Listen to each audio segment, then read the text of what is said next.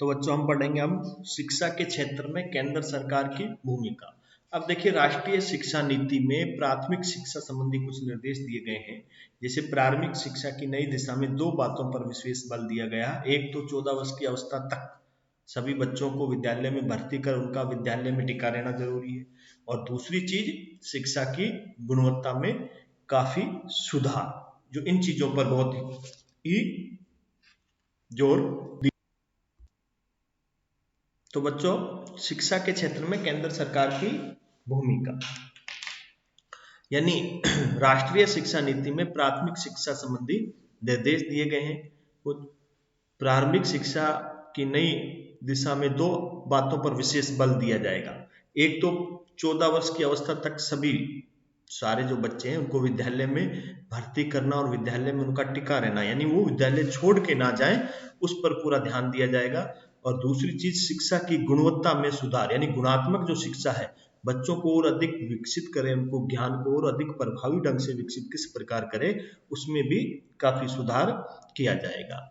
अब देखिए इसमें जो केंद्र सरकार की भूमिका है, सबसे पहले देखो बाल केंद्रित दृष्टिकोण, यानी प्राथमिक स्तर पर शिक्षा की पद अवधि जो है बाल केंद्रित और गतिविधि पर आधारित होनी चाहिए। पहली पीढ़ी सीखने वाले बच्चों को अपनी गति से आगे बढ़ने देना चाहिए और उनके लिए पूरक और उपचारात्मक शिक्षा की भी व्यवस्था होनी चाहिए।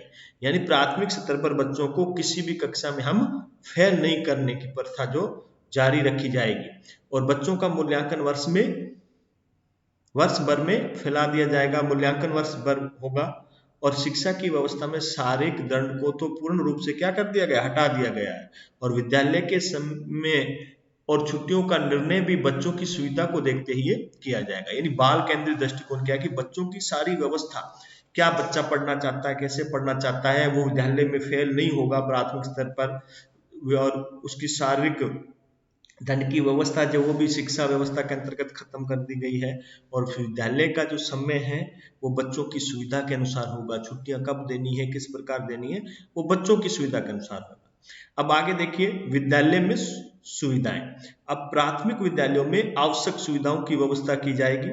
इनमें किसी भी मौसम में कम से कम 2 बड़े कमरे, खिलौने, ब्लैक बोर्ड, नक्शे, चार्ट, अन्य शिक्षण सामग्री, स्कूल में कम से कम 2 शिक्षक जिनमें एक महिला होगी, ये सुविधाएं आवश्यक रूप से कर दी गई है कि विद्यालय में सारी आधुनिक सुविधाएं होनी चाहिए।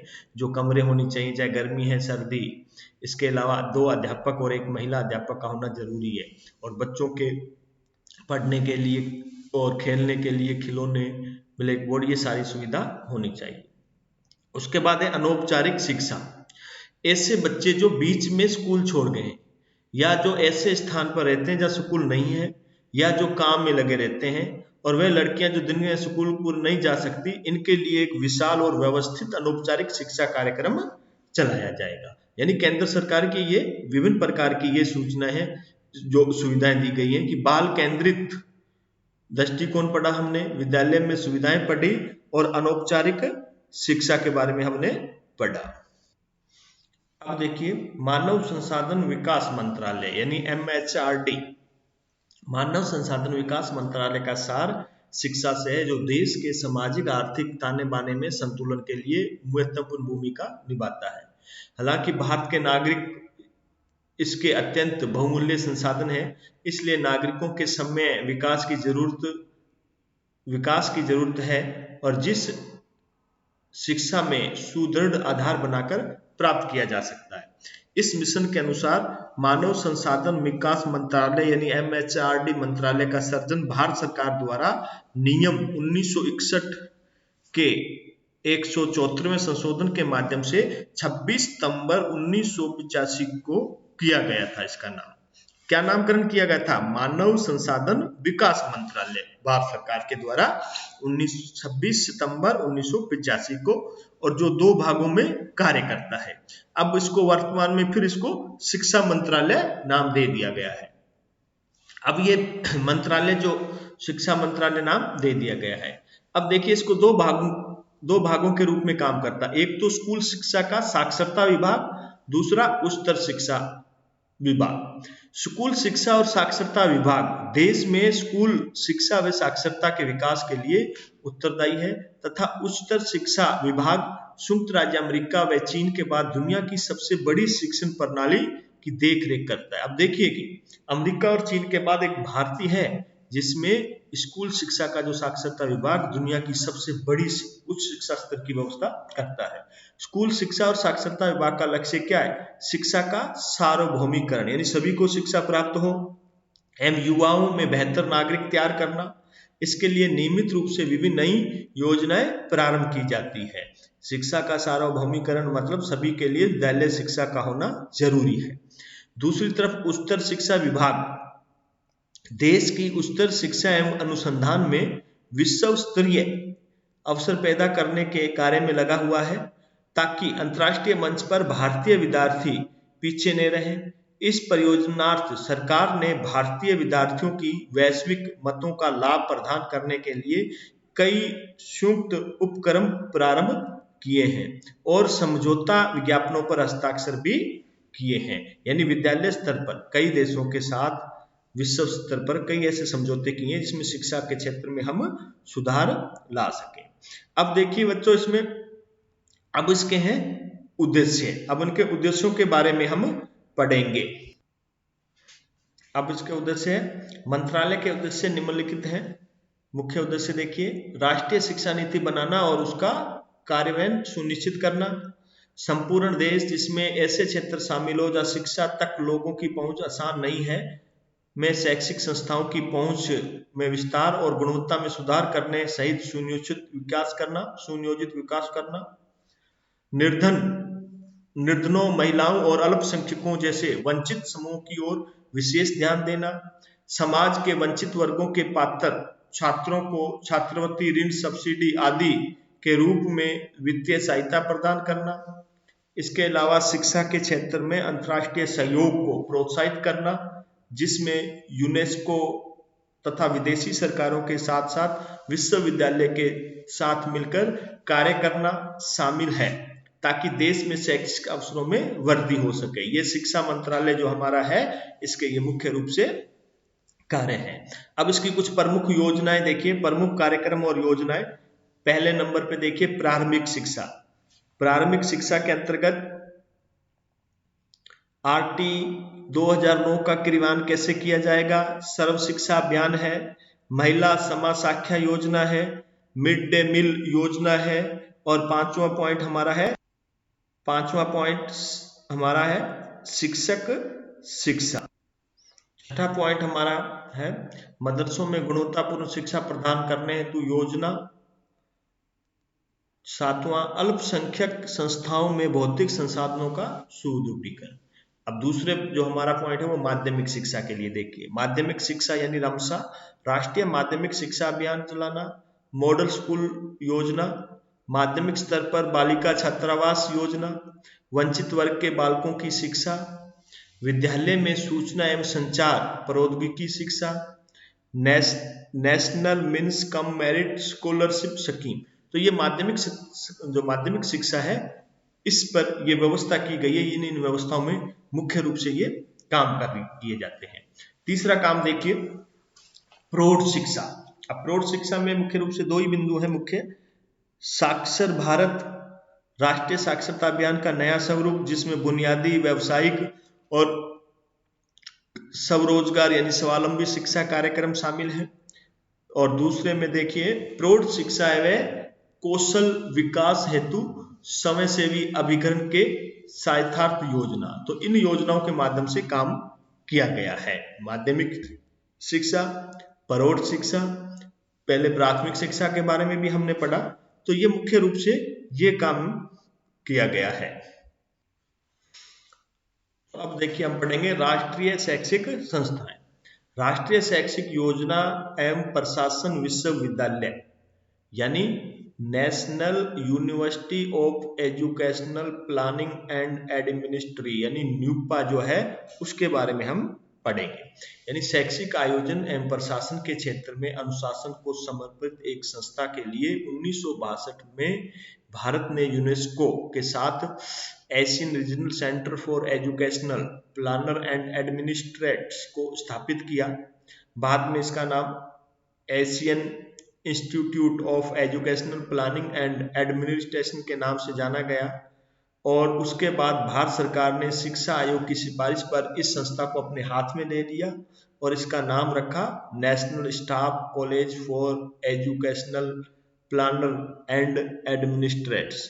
1979 में भारत सरकार ने इस संस्था का राष्ट्रीय शैक्षिक योजना एवं प्रशासन संस्था नाम दे दिया, जिसको न्यूपा बोलते हैं। क्या बोला गया? न्यूपा बोलते हैं अपने शॉर्टकट में, राष्ट्रीय शैक्षिक योजना एवं प्रशासन संस्था। ये संस्था नई दिल्ली में NCERT का जो परिसर है वहां का पर स्थित है और भारत सरकार द्वारा अगस्त 2006 से इसे डीम्ड विश्वविद्यालय के दर्जा प्रदान किया गया। इसको आगे इसके कार्य देखिए, यानी संस्था के जो राष्ट्रीय शैक्षिक संस्थाओं में जो हम पढ़ रहे हैं, राष्ट्रीय शैक्षिक योजना एवं प्रशासन विश्वविद्यालय जो न्यूपा है, उसके जो हम कार्यों के बारे में हम देखेंगे। उसके कार्य देखिए, संस्था के कार्यकलापों का मुख्य क्षेत्र जो है शैक्षिक आयोजकों और प्रशासकों का प्रशिक्षण, अनुसंधान, नवाचारों तथा परामर्शी सेवाओं का प्रसार आदि शामिल है। यानी संस्था के अंदर शैक्षिक आयोजन किस प्रकार करने हैं, प्रशासन यानी शिक्षा के क्षेत्र में कार्य करने वाले जो प्रशासक हैं उनको प्रशिक्षण किस प्रकार किया जाए, अनुसंधान के माध्यम से क्या क्या नवाचार हम लागू करें जो शिक्षा के क्षेत्र में सफल हो सके, यानी परामर्श, सलाह, गाइडेंस जो है सलाह देने का काम भी होना चाहिए। इस प्रकार के कुछ कार्य जो हैं उसके कुछ कार्य हैं, उनमें से हम कुछ कार्यों के बारे में पढ़ेंगे। जैसे पहला देखिए, शिक्षा नियोजक कार्यकर्ता के प्रशिक्षण के लिए विभिन्न प्रशिक्षण कार्यक्रम संचालित करती है। ये शैक्षिक नीतियों पर विचार विमर्श करने के लिए विभिन्न कार्यगोष्ठियों तथा कार्यशालाओं का भी आयोजन करती है। संस्था जिला शिक्षा अधिकारियों के लिए diploma course, MPhil, PhD course, विदेशी कर्मचारियों के लिए प्रशिक्षण आदि कार्यक्रम आदि को भी संचालित करती है। अब देखिए, मुख्य रूप से यानी शिक्षा नियोजन के लिए जो कार्यकर्ताओं के प्रशिक्षण है, उनके लिए मुख्य रूप से ये विभिन्न प्रशिक्षण के काम कर रही है। शिक्षा की नीतियां निर्धारण करना, अपने विचार विमर्श करना और उसके माध्यम से विभिन्न कार्यशाला और गोष्ठियों का आयोजन किए जाते हैं कि शिक्षा के क्षेत्र में किस प्रकार सुधार करें। बड़े बड़े जो अनुभवी होते हैं, शिक्षाविद होते हैं, उनसे उनके विचार जो है सुने जाते हैं। उन विचारों के आधार पर सरकार क्या करती है, योग्यताधारी जो होते हैं उन्हीं के आधार पर नीतियों निर्धारण करके विभिन्न कार्यक्रम लागू करती है। जिसमें संस्था जो होती है जिला शिक्षा अधिकारियों के लिए डिप्लोमा किस प्रकार, MPhil, PhD कोर्स, विदेशी कर्मचारी प्रशिक्षण कार्यक्रम आदि का संचालन यानी सारी शिक्षा व्यवस्था संबंधी कार्य इसके द्वारा किया जाता है। किसके द्वारा? न्यूपा, जिसको हम पढ़ रहे थे, राष्ट्रीय शैक्षिक योजनाओं प्रशासन संस्था के द्वारा ये सारा कार्य किया जाता है कि किस प्रकार करना है। उसके बाद देखिए अनुसंधान के बारे में, अनुसंधान संबंधी भी कार्य किया जाता है।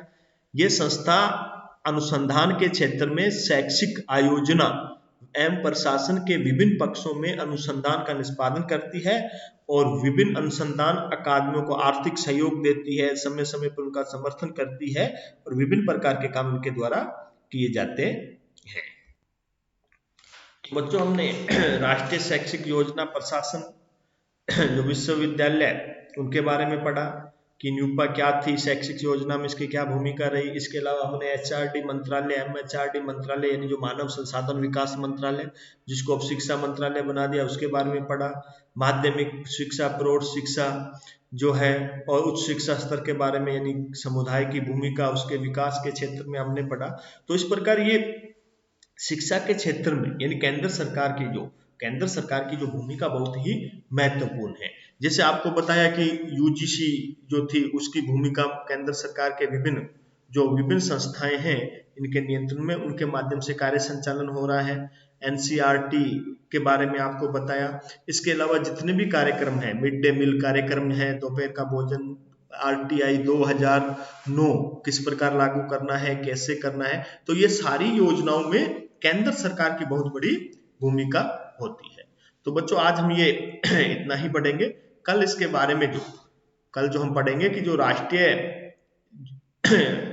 शैक्षिक योजना एवं प्रशासन जो हमारी संस्था न्यूपा है, उसके हमने जो कार्य पढ़ रहे थे, इन कार्यों में 2 मुख्य रूप से कार्य हमने पढ़ दिए गए हैं, बाकी को हम कल इसके बारे में पढ़ेंगे।